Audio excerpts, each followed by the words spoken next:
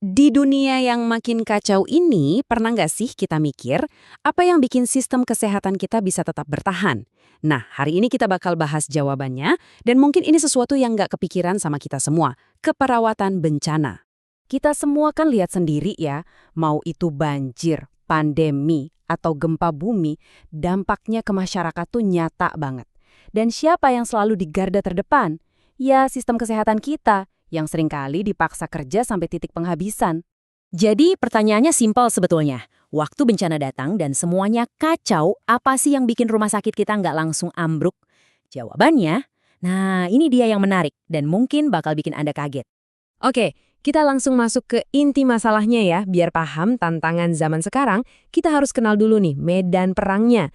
Dan medan perang itu bisa diringkas dalam satu akronim, FUKA.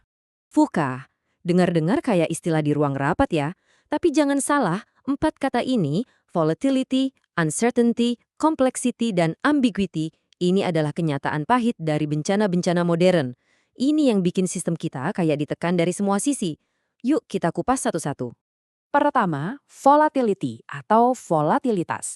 Ini ngomongin soal kecepatan perubahan yang gila-gilaan. Gimana caranya situasi yang kelihatannya adem ayem, dalam hitungan menit bisa berubah jadi bencana total. Coba bayangin, badai yang tiba-tiba belok arah atau muncul varian virus baru yang nyebarnya lebih cepat dari yang kita kira. Berikutnya, uncertainty alias ketidakpastian.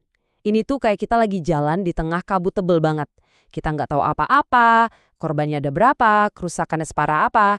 Dan di tengah kabut itu, kita harus bikin keputusan-keputusan super penting dengan informasi yang seadanya. Salah langkah sedikit, taruhannya nyawa. Dan yang terakhir, gabungan maut nih, complexity dan ambiguity. Bencana zaman sekarang itu nggak pernah datang sendirian, selalu keroyokan. Gempa bumi, terus mati listrik, komunikasi putus, bantuan jadi susah masuk, semuanya nyambung jadi satu, kayak efek domino, yang bikin kita bingung mana penyebab, mana akibat. Nah, konsep FUKA tadi itu bukan cuma teori di atas kertas loh, ini nyata banget. Dan biar lebih kebayang, yuk kita lihat langsung konteksnya di negara kita sendiri, di Indonesia. Disinilah semua resiko itu ada di depan mata kita. Coba lihat peta ini deh, kelihatan jelas banget kan? Betapa besarnya risiko bencana di seluruh Indonesia. Dari ujung barat sampai ujung timur, hampir nggak ada satu jengkal tanah pun yang bisa dibilang bener-bener aman. Dan angkanya, ini bikin merinding.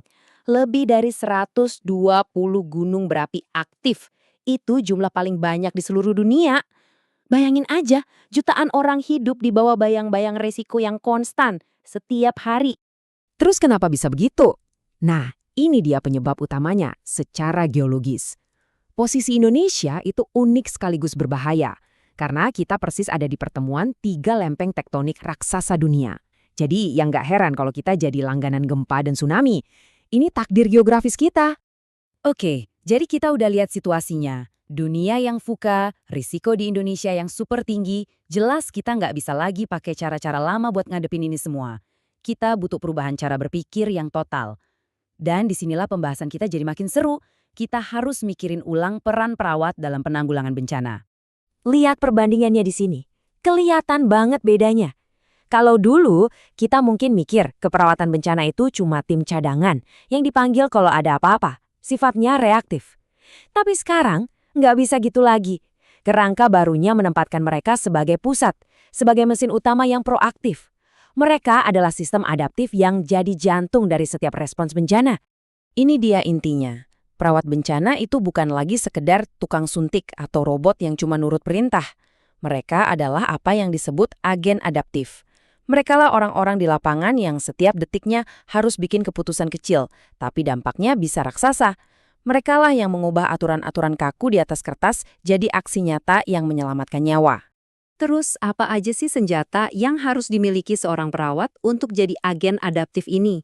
Nah, yuk kita intip toolkit mereka, kompetensi-kompetensi inti yang bikin peran mereka jadi super penting. Ini bukan cuma soal pasang perban atau kasih obat ya, jauh lebih dari itu. Bayangin aja, ini kayak sabuk peralatannya superhero. Isinya lengkap banget. Mulai dari persiapan dan ngurangin risiko sebelum bencananya datang, sampai milih-milih pasien mana yang harus ditolong duluan di tengah kepanikan.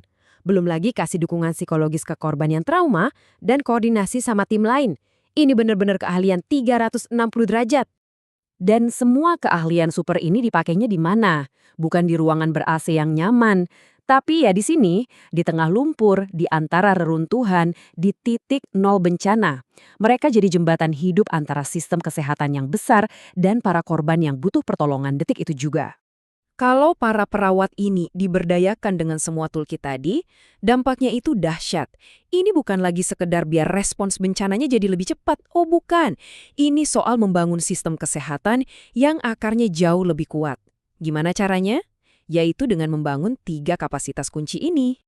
Jadi, dengan memperkuat peran perawat bencana, kita secara langsung membangun 3 pilar ketahanan sistem kesehatan kita. Ada kapasitas penyerapan, kapasitas adaptif, dan kapasitas transformatif. Oke, yang pertama kapasitas penyerapan. Anggap aja ini kayak shock breaker di mobil. Fungsinya buat nahan guncangan awal biar mobilnya nggak langsung ambyar. Nah, perawat di UGD yang dengan sigap milah-milah pasien pas korban mulai berdatangan, itulah shock breakernya sistem kesehatan. Mereka yang mastiin rumah sakit nggak langsung kolap. Yang kedua, kapasitas adaptif. Nah, ini jawaban telak buat dunia VUCA yang kita bahas tadi. Ketika obat menipis, tempat tidur penuh, dan situasinya benar-benar kacau, siapa yang harus putar otak? Ya, perawat di lapangan. Mereka yang bisa sulap bangsal biasa jadi ruang ICU darurat. Ini bukan lagi soal fleksibel, ini soal kreativitas untuk bertahan hidup. Dan yang terakhir, ini yang paling penting buat jangka panjang. Kapasitas transformatif. Bencana itu memang guru yang paling kejam, tapi justru dari situ kita harus belajar biar nggak jatuh di lubang yang sama. Dan masukan paling berharga datang dari siapa? Jelas dari mereka yang di garis depan. Pengalaman para perawat ini adalah emas yang bisa bikin sistem kita jadi jauh lebih tangguh buat ngadepin bencana di masa depan. Jadi, kalau kita tarik benang merahnya, ini bukan cuma soal nambah jumlah perawat atau ngadain pelatihan. Bukan. Ini soal revolusi cara kita berpikir. Ini soal bagaimana kita melihat, menghargai, dan menjadikan keperawatan bencana sebagai tulang punggung utama dari seluruh sistem manajemen darurat kita. Kutipan ini ngerangkum semuanya dengan sangat pas. Keperawatan bencana itu bukan lagi sekedar peran pendukung. Ia adalah mekanisme inti, mesin utama yang bikin seluruh sistem kesehatan kita bisa menyerap guncangan, beradaptasi dengan kekacauan, dan akhirnya bertransformasi jadi lebih kuat. Nah, semua ini akhirnya membawa kita ke satu pertanyaan penutup. Dan ini bukan pertanyaan buat pemerintah atau para ahli aja, tapi buat kita semua. Mengingat bencana akan makin sering terjadi, pertanyaannya adalah, sistem kesehatan di sekitar Anda sudah siapkah